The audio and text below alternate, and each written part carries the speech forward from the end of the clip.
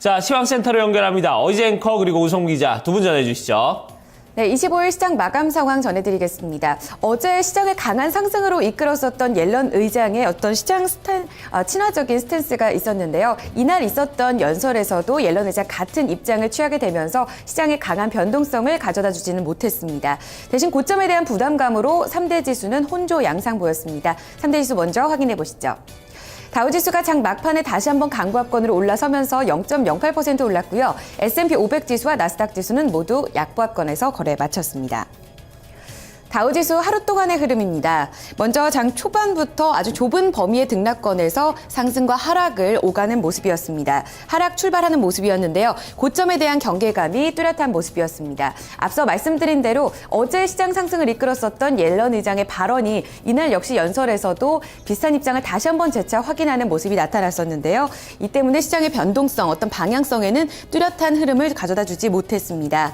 또한 오전장에서는 주택지표가 호조를 기록하고 또 유가가 반등을 줬는데요. 상승권으로의 완만한 움직임을 주기도 했습니다. 오후장 들어서는 고점에 대한 경계감 뚜렷해지면서 하락 전환했었고요. 하락 전환하면서 계속해서 상승과 하락을 오가는 흐름 나타났습니다. 장 막판에는 강보합권 전환 이어지면서 18,224포인트 선을 지켰습니다. S&P 500 지수 확인해 보겠습니다. 비슷한 양상 보이면서 좁은 범위의 등락권이 이어졌습니다. 역시 고점에 대한 경계감이 뚜렷한 모습이었었고요. 게다가 전날 장 마감 후에 아주 부진한 실적을 내놓은 휴렛패커드 영향으로 지수가 아래쪽으로 방향을 잡는 모습 나타났습니다. 유가 반등에 따라서 항공주도 일제히 좀 낙폭을 키우는 모습도 역시 지수에는 부담되는 모습이었습니다. 장 막판까지 약보합권에서 거래 마쳤고요. 2113포인트 선에서 종가 형성됐습니다. 마지막으로 기술주 확인하겠습니다. 이날 기술주가 대체로 좀 좋지 못했고요. 나스닥 지수는 11거래일 만에 하락으로 거래 마쳤습니다. 오후장에 갈수록 힘이 많이 달리는 모습이었었고요.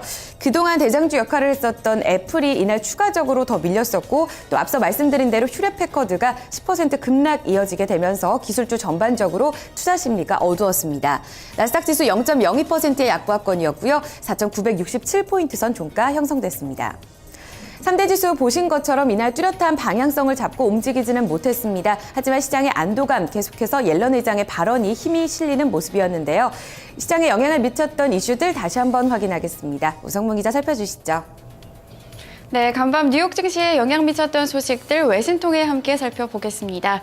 앞서 들으신 것처럼 이날 뉴욕 증시는 뚜렷한 방향성을 잡지 못하는 모습이었는데요. 특히 호재에도 불구하고 상승 동력을 찾지 못하는 모습이었습니다. 하지만 이날 나온 미국의 주택 지표는 양호한 것으로 확인이 됐는데요. 특히 미국의 신규 주택 판매 감소폭이 예상보다 낮았고 또한 주택 공급 또한 크게 늘어난 것으로 확인이 됐습니다. 로이터 통신 통해 좀 더 자세히 살펴보시죠. U.S. new home sales steady near multi-year highs. Supply up. 현지 시간으로 어제 로이터 통신에 따르면 미국의 신규 주택 판매는 1월 신규 주택 판매는 연간 기준으로 48만 1,000건을 기록한 것으로 확인이 됐습니다. 물론 전달보다 0.2% 감소한 결과가 나오긴 했지만요. 예상치였던 47만 건을 웃도는 결과가 나왔는데요. 이와 함께 지난달 수치도 상향 조정이 됐습니다. 지난 12월 기록은 48만 1,000건에서 48만 2,000건으로 상향 조정되면서 부동산 경기 개선을 알리는 모습이었는데요. 이와 함께 지역별로 살펴보면요. 지난달 눈폭풍으로 인해서 동부 지역 주택 거래는 51.6% 급감했습니다. 하지만 중서부 지역이 19.2% 급등했고요. 남부 지역 역시 2.2% 늘어나면서 전반적인 감소폭을 상쇄하는 모습이었습니다. 이와 함께 또 한 가지 긍정적이었던 것은 주택 공급이 2010년 이후 최대로 증가한 것인데요. 시장에 매물로 나온 신규 주택은 전월 대비 1.4% 늘어난 21만 8천 채를 기록했습니다. 이에 대해 전문가들은 주택 재고가 여전히 최고 절정기보다는 절반 수준을 기록하고 있지만 최근 부진한 모습을 이어가고 있었던 주택 시장에 희망적인 신호가 될 수 있다고 평가했습니다. 다음 소식 함께 살펴보겠습니다. 이날 국제유가 급등하면서 투자 심리를 개선시키는 모습이었는데요. 수요가 개선될 것이라는 기대감이 반영됐기 때문입니다. 월스트리트 저널을 통해 좀 더 자세히 살펴보겠습니다. Oil prices gain on demand expectations. 현지 시간으로 어제 뉴욕 상업거래소에서 WTI 가격은 3.5% 오른 $50 99센트의 거래가 마감됐습니다. 런던 거래소에서 브렌트유 역시 5%가 넘는 급등세를 나타냈는데요. 한편 이날 발표됐던 원유 재고는 증가한 것으로 확인이 됐습니다. 함께 살펴보시면 미국의 석유 재고량은 434만 4,700배럴 늘어날 것으로 예상이 됐지만 840만 배럴 늘어난 것으로 확인이 됐는데요. 하지만 이렇게 원유 재고가 크게 늘어났음에도 불구하고 원유 수요가 늘어날 것이라는 기대감에 유가는 오히려 상승하는 모습을 나타냈습니다. 실제로 이날에는 이 사우디아라비아 석유 장관이 전 세계 석유 수요가 계속 증가하고 있다는 발언을 한 바 있는데요. 이에 따른 기대감과 이와 함께 중국의 2월 제조업 PMI가 4개월 만에 최고치를 경신했다는 소식 역시 중국 내 수요 증가에 대한 기대감을 도왔습니다. 어게인 캐피탈의 존 키더프 대표는 원유 재고가 크게 늘었지만 이런 소식들은 상대적으로 강세를 나타내게 돕고 있다고 설명했습니다. 주요 소식 외신 통해 함께 살펴봤습니다.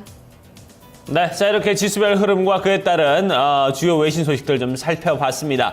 자, 그러면 지수 내 구성 종목들 어떻게 개별 종목은 마감이 됐는지 마감 상황 좀 살펴보도록 하고요. 이에 따라서 개별 종목 소식들도 함께 외신을 통해 살펴보도록 하겠습니다. 다시 시황센터로 넘깁니다. 어이즈 앵커 우성 기자 계속해서 전해주시죠. 네, 다우지수 내에 있는 30개 구성 종목 흐름입니다. 14개 종목이 올랐고요. 16개 종목 내리면서 상승과 하락이 팽팽한 하루였습니다. 올랐던 섹터 살펴보시면요. 이 맥도날드를 비롯해서 GE 그리고 아메리칸 익스프레스 등 소매 판매 카드사 등이 좋았고요. 반면에 기술주, 인텔을 포함한 IT 종목들 내렸고 유나이티드 헬스 등 보험 종목들 16개 종목이 내렸습니다. 하락 종목부터 다시 한번 확인해 보겠습니다. 이날 기술주들이 대체로 약했는데요. 휴렛패커드와 애플의 하락 영향이 컸던 부분이 있습니다. 상승 쪽부터 다시 한번 체크를 해볼까요? 이날 맥도날드가 흐름 좋았습니다. 4% 가까이 상승 흐름을 나타내는 모습이었고요. 다우지수 내에서도 소매 판매 종목들이 대체로 시장 대비 선전하는 모습이었습니다. 카드사인 아메리칸 익스프레스는 금리 인상 영향의 호재로 반영되면서 1% 이상의 강세 흐름 나타났습니다. 반면에 내린 쪽 살펴보겠습니다. 기술주들 앞서 말씀드린 대로 다소 약했습니다. 인텔이 이날 2% 가까이 좀 장중에 낙폭을 키우기도 했었는데요. 1.35% 내렸고요. IBM이 1% 이상의 약세였습니다. 마이크로소프트 역시 0.6%의 하락 시세가 이어졌었고요. 또 이와 함께 밀린 쪽을 살펴보신다면 금융주도 부진한 흐름이 나타났습니다. S&P 500 섹터의 흐름도 확인해 보겠습니다. 어제 홈디포와 톨브라더스 등 건축자재 종목들이 호실적을 기록하면서 건축 자재 섹터 흐름이 좋았습니다. 이날 역시 주택지표도 좋았었고 호실적을 기록한 건축 종목들 영향에 따라서 건축 자재 섹터가 0.7%로 가장 선방하는 모습이었었고요. 그 뒤를 이어서 국제유가 반등에 따라서 에너지 섹터가 0.5% 이상의 상승 나타났습니다. 두 섹터를 제외하고는 전업종이 밀렸는데요. 가장 부진했던 섹터가 바로 유틸리티였습니다. 1.64%로 가장 크게 밀렸고요. 그 뒤를 이어서 기술주가 0.7% 하락을 보였습니다. 특징주 확인해 보시죠. 기술주 두 종목 확인하겠습니다. 세계 최대 PC 업체 휴렛패커드가 전날 장 마감 후에 부진한 실적 내놨습니다. 사실 회계연도 1분기 조정 순이익은 예상을 웃돌았습니다만 이날 매출이 감소했고요. 또 달러와 강세를 이유로 올 한 해 실적 전망까지 낮춰 잡았습니다. 전날 장 마감 후에 시간의 거래에서 5% 가까이 밀렸고 이날 정규 장에서 역시 크게 밀린 모습이 나타났습니다.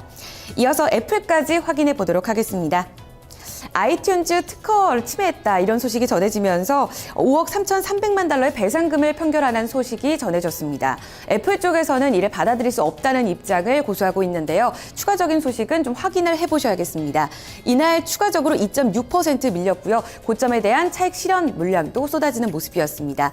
130달러를 하회하면서 종가 형성됐습니다. 보신 것처럼 두 종목 특히 기술주가 이날은 부진했던 하루였습니다. 그럼에도 불구하고 세계 최대 소매업체인 타깃은 호실적 기록하게 되면서 이날 윗방향으로 증시 상승을 이끌기도 했는데요. 특징주 다시 한번 확인해 보도록 하겠습니다. 우성문 기자 살펴주시죠.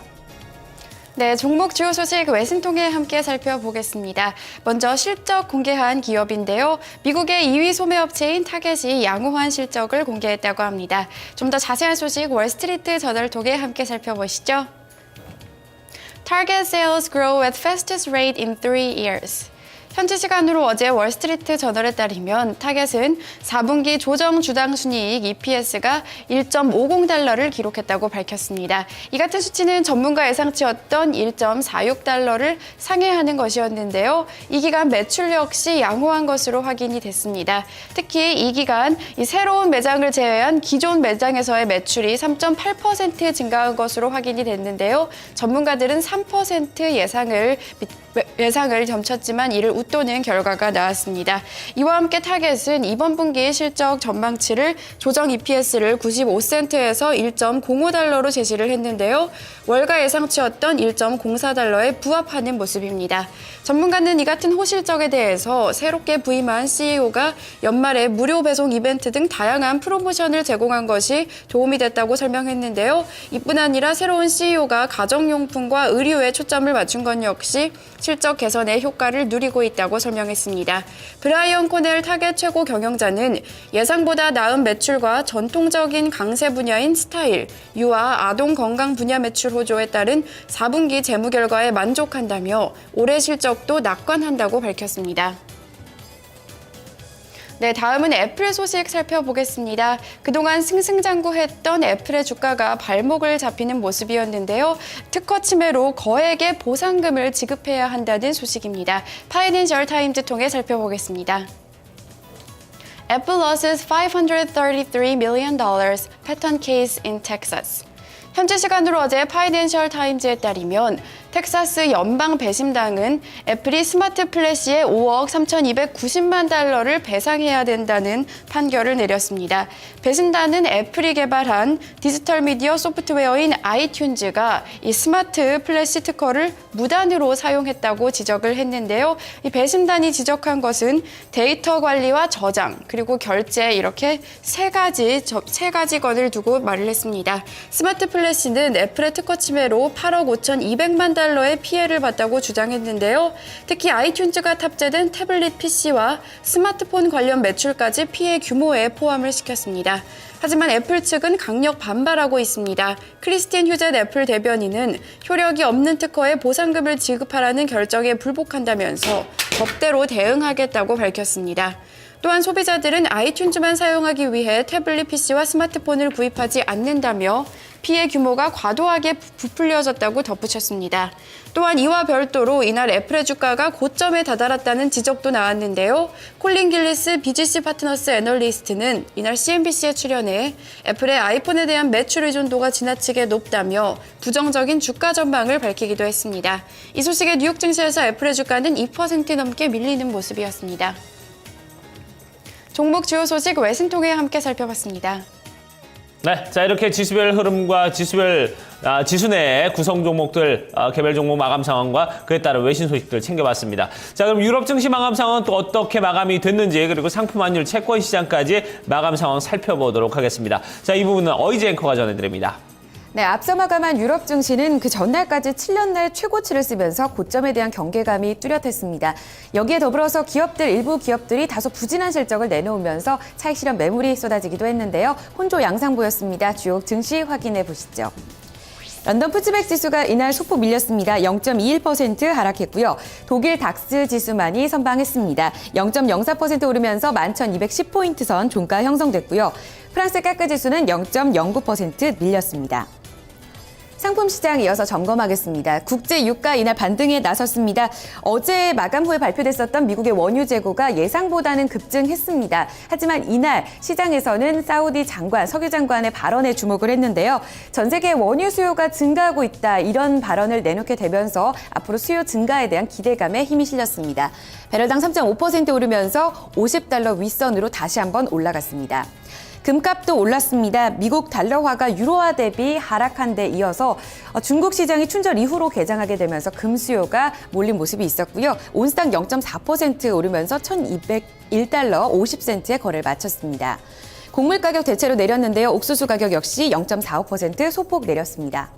주요 지수입니다. 반도체 종목들이 이날 다소 부진했습니다. 필라델피아 반도체 지수 역시 0.67% 밀렸고요. 공포지수는 0.73% 올랐습니다. BDI 발틱 운임 지수가 추가적으로 8포인트 오르면서 524포인트 종가 형성됐습니다. 마지막으로 외환 채권 시장입니다. 어제 외환시장에서 원달러 환율은 옐런 의장이 시장 친화적인 스탠스를 내놓게 되면서 급락 시세에 이어졌습니다. 11원 가까이 올라가는 모습이었었고요. 11원 가까이 내린 모습이 나타났고요. 1099원 선에서 종가 형성됐습니다. 달러 인덱스는 0.27% 소폭 밀리면서 94.22포인트 기록했고 마지막으로 미국채 10년물 금리 채권 시장에서 추가적으로 조금 더 밀렸습니다. 1.96%의 수익률 기록했습니다. 지금까지 글로벌 마감 동향 살펴드렸습니다.